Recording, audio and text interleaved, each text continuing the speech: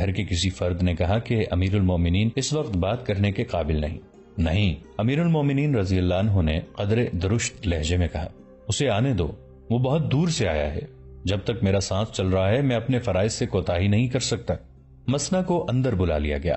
انہوں نے جب ابو بکر رضی اللہ عنہ کی حالت دیکھی تو پشیمان ہو گئے اور بات کرنے سے جھجکنے لگے۔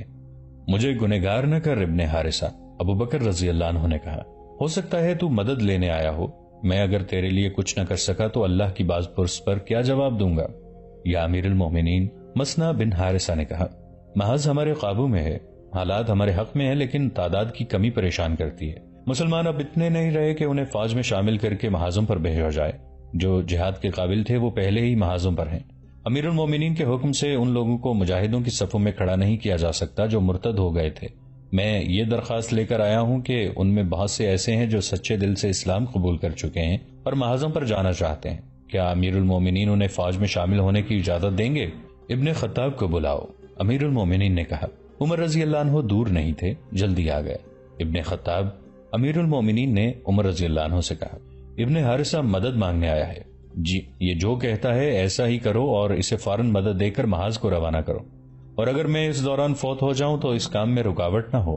عربوں میں رواج تھا کہ باتیں شاعرانہ الفاظ اور انداز سے کیا کرتے تھے۔ خلیفہ اول ابو بکر رضی اللہ عنہ کی نزع کے وقت چند باتیں تاریخ میں محفوظ ہیں۔ ان کی بیٹی عائشہ رضی اللہ عنہا ان کے ساتھ لگی بیٹھی تھی۔ انہوں نے باپ کو نزع کے عالم میں دیکھ کر اس وقت کے ایک شاعر حاتم کا ایک شعر پڑھا، جس کا مفہوم کچھ یوں ہے، نزع کا عالم طاری ہوتا ہے، سانس نہ آنے سے سینہ کھلنے لگتا ہے تو دولت انسان کی کوئی مدد نہیں کر سکتی۔ نہیں بیٹی، ابو بکر رضی اللہ عنہ نے نحیف آواز میں کہا، ہمیں دولت سے کیا کام؟ اس شعر کے بجائے تو نے قرآن کی آیت کیوں نہ پڑھی جس کا مفہوم ہے کہ تجھ پر نزع کا عالم طاری ہو گیا ہے، یہی ہے وہ وقت جس سے تو ڈرا کرتا تھا۔ ابو بکر رضی اللہ عنہ کی زبان سے یہ الفاظ نکلے تو انہیں آخری ہچکی آئی۔ انہوں نے سرگوشی میں یہ دعا کی، یا اللہ مجھے مسلمان کی حیثیت میں دنیا سے اٹھانا اور بعد از مرگ مجھے صالحین میں شامل کرنا۔ یہ خلیفہ اول ابو بکر رضی اللہ عنہ کے آخری الفاظ تھے۔ دن سوموار کا تھا، سورج غروب ہو چکا تھا۔ تاریخ 22 اگست 634 عیسوی بمطابق 21 جمادی الاخر 13 ہجری تھی۔ اسی رات دفن کر دینے کا فیصلہ ہوا۔ ابو بکر رضی اللہ عنہ کی وصیت کے مطابق ان کی زوجہ اسما بنت امیس رضی اللہ عنہا نے غسل دیا۔ میت پر پانی ان کے بیٹے عبد الرحمن رضی اللہ عنہ ڈالتے جاتے اور عبد الرحمن رضی اللہ عنہ کی والدہ غسل دیتی جاتی تھی۔ غسل کے بعد وہ چارپائی لائی گئی جس پر رسول کریم صلی اللہ علیہ وآلہ وسلم کا جسد مبارک قبر تک پہنچایا گیا تھا۔ اس چارپائی پر خلیفہ رسول کا جنازہ اٹھا اور جنازہ مسجد نبوی میں رسول اللہ صلی اللہ علیہ وآلہ وسلم کے مزار اور منبر کے درمیان رکھا گیا۔ نماز جنازہ کی امامت عمر رضی اللہ عنہ نے کی۔ مدینہ کی وہ رات سوگوار تھی۔ گلیوں میں ہچکیاں اور سسکیاں سنائی دے رہی تھیں، رات بھی رو رہی تھی۔ وہ عظیم ہستی دنیا سے اٹھ گئی تھی جس نے اسلامی سلطنت کی نہ صرف بنیادیں مضبوط بنائی تھیں بلکہ ان پر مضبوط عمارت کھڑی کر دی تھی۔ ابو بکر رضی اللہ عنہ کو رسول کریم صلی اللہ علیہ وآلہ وسلم کے پہنو میں دفن کیا گیا۔ قبر اس طرح کھودی گئی کہ ابو بکر رضی اللہ عنہ کا سر رسول اکرم صلی اللہ علیہ وآلہ وسلم کے کندھوں کے ساتھ تھا۔ اس طرح رسول کریم صلی اللہ علیہ وآلہ وسلم اور خلیفہ رسول کریم کی وہ رفاقت جو انہوں نے زندگی میں قائم رکھی تھی وفات کے بعد بھی قائم رہی۔ ابو بکر رضی اللہ عنہ سب سے پہلے آدمی تھے جنہوں نے اسلام قبول کیا تھا۔ اب خلیفۃ المسلمین عمر بن خطاب تھے۔ انہوں نے اپنی خلافت کے پہلے روز ہی جو پہلا حکم نامہ جاری کیا وہ خالد رضی اللہ عنہ کی معزولی کا تھا۔ انہوں نے تحریری حکم نامہ ابو عبیدہ رضی اللہ عنہ کے نام قاصد کے ہاتھ بھیج دیا۔ خالد رضی اللہ عنہ اب سالار اعلیٰ نہیں بلکہ عام سالار بنا دیے گئے تھے۔ اس کا مطلب یہ تھا کہ وہ اب کسی مفتوحہ علاقے کے امیر نہیں بن سکتے تھے۔ مدینہ میں عمر رضی اللہ عنہ نے اپنی خلافت کے دوسرے دن مسجد نبوی میں نماز کی امامت کی اور خلیفہ کی حیثیت سے پہلا خطبہ دیا۔ انہوں نے سب سے پہلے یہ بات کی، قوم اس اونٹ کی مانند ہے جو اپنے مالک کے پیچھے پیچھے چلتا ہے، اسے جہاں بٹھا دیا جاتا ہے وہ اسی جگہ بیٹھا اپنے مالک کا انتظار کرتا رہتا ہے۔ رب کعبہ کی قسم میں تمہیں صراط مستقیم پر چلاؤں گا۔ انہوں نے خطبے میں اور بھی بہت کچھ کہا اور آخر میں کہا، میں نے خالد بن ولید کو اس کے عہدے سے معزول کر دیا ہے اور اب ابو عبیدہ افواج کے سالار اعلیٰ اور شام کے مفتوحہ علاقوں کے امیر ہیں۔ مسجد میں جتنے مسلمان موجود تھے ان کے چہروں کے رنگ بدل گئے، بعض کے چہروں پر حیرت اور بعض کے چہروں پر غصہ صاف دکھائی دے رہا تھا۔ وہ سب ایک دوسرے کی طرف دیکھنے لگے۔ خالد رضی اللہ عنہ کی فتوحات تھوڑی اور معمولی نہیں تھیں۔ ابو بکر رضی اللہ عنہ ان کی ہر فتح اور ہر کارنامہ مسجد میں بیان کیا کرتے تھے اور یہ خبر تمام عرب میں پھیل جاتی تھی۔ خالد رضی اللہ عنہ کی زیادہ تر فتوحات معجزہ نما تھیں۔ اس طرح خالد رضی اللہ عنہ سب کے لیے قابل احترام شخصیت بن گئے تھے، مگر عمر رضی اللہ عنہ نے خلیفہ بنتے ہی خالد رضی اللہ عنہ کو معزول کر دیا۔ ہر کوئی عمر رضی اللہ عنہ سے پوچھنا چاہتا تھا کہ خالد رضی اللہ عنہ نے کیا جرم کیا ہے جس کی انہیں اتنی سخت سزا دی گئی ہے۔ ان میں کچھ ایسے بھی تھے جو پوچھے بغیر عمر رضی اللہ عنہ کے فیصلے کی مخالفت کرنا چاہتے تھے، لیکن کسی میں بھی اتنی جرت نہیں تھی کہ عمر رضی اللہ عنہ سے باز پرس کرتا۔ سب جانتے تھے کہ عمر رضی اللہ عنہ ابو بکر رضی اللہ عنہ جیسے نرم مزاج نہیں، اور ان کی طبیعت میں اتنی درشتی ہے جو بعض اوقات برداشت سے باہر ہو جاتی ہے۔ ایک نوجوان جو خالد رضی اللہ عنہ کے قبیلے بنی مخزوم سے تعلق رکھتا تھا پھٹ پڑا۔ تاریخ میں اس کا نام نہیں آیا، اتنا ہی لکھا ہے کہ ابھی اس کی مسیں بھیگی تھیں۔ امیر المومنین اس نوجوان نے انتہائی بلند آواز میں کہا، کیا تو اس سالار کو معزول کر سکتا ہے جو اسلام کی شمشیر بے نیام ہے؟ کیا ابن ولید کو رسول اللہ صلی اللہ علیہ وسلم نے سیف اللہ نہیں کہا تھا؟ تو اس تلوار کو زبردستی نیام میں ڈال رہا ہے جسے اللہ نے اسلام کی سربلندی کے لیے بے نیام کیا ہے۔ کیوں؟ تو نے ایسا حکم کیوں دیا ہے؟ کیا عمر رضی اللہ عنہ سے یوں جواب طلبی کی جرت کوئی کر سکتا تھا؟ عمر رضی اللہ عنہ سے تو ہر کوئی دبکتا تھا، اب تو وہ خلیفہ تھے۔ اس کم عمر جوان نے جس تلخی سے بات کی تھی یہ عمر رضی اللہ عنہ کے لیے قابل برداشت نہیں تھی۔ مسجد میں سناٹا طاری ہو گیا، سب کی نظریں عمر رضی اللہ عنہ کے چہرے پر جم گئیں۔ عمر رضی اللہ عنہ کے چہرے پر غصے یا خفگی کا ہلکا سا تاثر بھی نہیں تھا۔ یہ لڑکا مجھ سے خفا ہو رہا ہے، عمر رضی اللہ عنہ نے ایسے لہجے میں کہا جس میں ہلکی سی درشتی بھی نہیں تھی، طنز بھی نہیں تھا۔ کہنے لگے، میں اسے جانتا ہوں، ابن ولید اس کا چچا زاد بھائی ہے۔ اتنا ہی کہہ کر عمر رضی اللہ عنہ مسجد سے نکل گئے۔ اگر عمر رضی اللہ عنہ خلیفہ نہ ہوتے تو ان کا رد عمل مختلف ہوتا، لیکن وہ جانتے تھے کہ اسلام نے قوم کے ہر فرد کو، خواہ اس کی حیثیت کچھ بھی ہو، خلیفہ اور اس کے کسی بھی امیر سے باز پرس کی اجازت دے رکھی ہے۔ اس سے اگلے روز عمر رضی اللہ عنہ نے نماز کی امامت کی اور پھر خطبہ دینے لگے۔ وہ خالد رضی اللہ عنہ کی معزولی کی وجہ بیان کرنا ضروری سمجھتے تھے۔ میں اللہ کے سامنے اور قوم کے سامنے اپنے اعمال کا جواب دہ ہوں، عمر رضی اللہ عنہ نے کہا۔ ابن الولید کو میں نے کسی ذاتی رنجش یا کسی بے بنیاد الزام پر معزول نہیں کیا، وہ امیر خاندان کا فرد ہے، اس نے امیری میں پرورش پائی ہے، اس لیے ابھی تک اس کی عادتیں امیروں جیسی ہیں۔ وہ شاعروں کو بڑے انعام دیتا ہے، رقمیں ضائع کرتا ہے، یہ رقمیں بیت المال میں آنی چاہیے یا امداد کے طلبگار گھروں میں جانی چاہیے۔ وہ پہلوانوں، شاہ سواروں اور تیغزنوں کو بھی انعام دیتا ہے۔ مجھے ابو بکر رضی اللہ عنہ کی خلافت کے وقت بتایا گیا تھا کہ ابن الولید نے اشعث بن قیس کو 10,000 درہم انعام میں دیے ہیں۔ اگر اس نے یہ رقم مال غنیمت میں سے دی ہے تو یہ مجرمانہ خیانت ہے، اور اگر اس نے اپنے حصے سے یہ انعام دیا ہے تو یہ مجرمانہ اسراف ہے۔ اسلام اس عیاشی اور فضول خرچی کی اجازت نہیں دیتا۔ میں خلیفہ اول کو جو مشورے دیا کرتا تھا ان پر میں خود عمل کیوں نہ کروں؟ لوگ خاموش تو ہو گئے، لیکن ان میں بیشتر ایسے تھے جو خالد رضی اللہ عنہ کی معزولی کو بہت زیادہ سزا اور بے انصافی کہتے تھے۔ مورخ یہاں تک تو متفق ہیں کہ خلیفہ دوم عمر رضی اللہ عنہ بن خطاب نے خالد رضی اللہ عنہ کو ان کی فضول خرچی کی وجہ سے معزول کیا تھا، لیکن مورخوں میں کچھ اختلاف پایا جاتا ہے۔ ان میں بعض نے جو کچھ اور وجوہات بیان کی ہیں وہ کہتے ہیں کہ خالد رضی اللہ عنہ کے طور طریقے شاہانہ تھے، وہ مفتوحہ علاقوں کے امیر تھے، لیکن ان کی عادتیں خود مختار حکمرانوں جیسی تھیں، جسے چاہتے انعام و کرام سے مالا مال کر دیتے اور کسی حقدار اور نادار کا خیال نہیں رکھتے تھے۔ انہوں نے یہ بھی لکھا ہے کہ عمر رضی اللہ عنہ کو خدشہ تھا کہ خالد رضی اللہ عنہ کا ہاتھ نہ روکا تو مفتوحہ علاقوں کے لوگ کسی وقت مدینہ کے خلاف بغاوت کر دیں گے، اس صورت میں رومی ان کی مدد کو آ جائیں گے۔ صحیح الزام وہی معلوم ہوتا ہے جو عمر رضی اللہ عنہ نے خطبے میں بتا دیا تھا، یعنی خالد رضی اللہ عنہ نے اشعث بن قیس کو 10,000 درہم انعام دیا تھا، اور یہ بھی صحیح تھا کہ خالد رضی اللہ عنہ اخراجات کے معاملے میں محتاط نہیں تھے، لیکن ان کے خلاف بددیانتی اور خیانت کا الزام صحیح نہیں تھا، وہ اپنے حصے کے مال غنیمت میں سے خرچ کیا کرتے تھے۔ خلیفہ دوم عمر رضی اللہ عنہ نے سالاروں اور دیگر اعلی حکام میں ڈسپلن پیدا کرنے کے لیے بڑا ہی جرت مندانہ فیصلہ کیا تھا، لیکن اس فیصلے میں بہت بڑا خطرہ تھا جو انہوں نے مول لیا۔ خطرہ یہ تھا کہ خالد رضی اللہ عنہ کی جنگی قیادت، قابلیت اور پے در پے فتوحات کی وجہ سے انہیں لوگوں میں اور فوج میں غیر معمولی مقبولیت حاصل تھی۔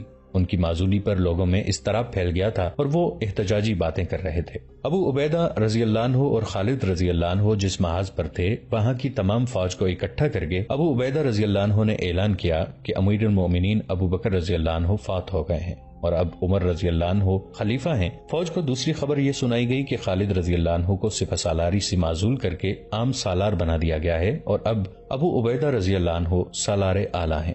ابو بکر رضی اللہ عنہ کی وفات کی خبر پر تمام لشکر سے گونج اٹھی، انا للہ و انا الیہ راجعون۔ پھر لشکر سے کھسر پھسر اور سرگوشیاں سنائی دینے لگیں، لیکن خالد رضی اللہ عنہ کی معزولی کی خبر نے سب پر سناٹا طاری کر دیا۔ یوں لگتا تھا جیسے ابو بکر رضی اللہ عنہ کی وفات کو فوج نے ذہن سے اتار دیا ہے۔ مورخ لکھتے ہیں کہ فوج کے خیموں سے بڑی تلخ اور غصیلی باتیں اٹھنے لگیں۔ نیا خلیفہ خالد رضی اللہ عنہ کی مقبولیت سے ڈر گیا ہے۔ ابن خطاب غصیلا آدمی ہے، وہ ابن الولید کو دبا کر رکھنا چاہتا ہے، کیوں معزول کر دیا ہے؟ ابن الولید کہاں سے پسپا ہوا ہے، کس میدان میں شکست کھائی ہے؟ خلیفہ کو ڈر ہے کہ خالد بن ولید خود مختار حکمران بن جائیں گے، اور جو سنجیدہ ذہن کے لوگ تھے وہ پوچھ رہے تھے کہ خالد رضی اللہ عنہ کا رد عمل اور رویہ کیا ہوگا۔ یہ ایک تاریخی اہمیت کا سوال تھا۔ خالد رضی اللہ عنہ کے بغیر اسلامی فوج کی مزید فتوحات مخدوش تھیں۔ مورخوں نے اور جنگی مبصروں نے لکھا ہے کہ جو اہلیت اور جارحیت خالد رضی اللہ عنہ میں تھی وہ کسی سالار میں نہیں تھی۔ ابو عبیدہ رضی اللہ عنہ زاہد اور پرہیزگار تھے اور انہیں امین الامت کہا جاتا تھا، اور وہ بڑے ہی دلیر سپاہی تھے، لیکن ان میں خالد رضی اللہ عنہ والی قیادت کے جوہر نہیں تھے۔ اس سوال کا جواب اگلی کارروائی دے سکتی تھی۔ اگلا مارکا ایک ہی ہفتے بعد آ گیا۔ ابو عبیدہ رضی اللہ عنہ کو فوج کی کمان لیے ابھی ایک ہی ہفتہ گزرا تھا۔ انہیں اطلاع دی گئی کہ ایک اجنبی ان سے ملنے آیا ہے، اپنے آپ کو عربی ظاہر کرتا ہے لیکن عیسائی ہے۔ ابو عبیدہ رضی اللہ عنہ نے اسے بلا لیا۔ اجنبی تنہائی میں بات کرنا چاہتا تھا۔ ابو عبیدہ رضی اللہ عنہ نے سب کو باہر نکال دیا۔ کیا مسلمان سالار اعلیٰ ایک عیسائی عرب پر اعتبار کرے گا؟ اس عیسائی نے کہا، اگر مال غنیمت کی ضرورت ہے تو ایک جگہ بتا دیتا ہوں، حملہ کریں اور مالا مال ہو جائیں۔ پہلے یہ بتا کہ تو ہم پر اتنی مہربانی کرنے کیوں آیا ہے؟ ابو عبیدہ رضی اللہ عنہ نے پوچھا۔ رومی تیرے ہم مذہب ہیں، تو انہیں کیوں نقصان پہنچا رہا ہے؟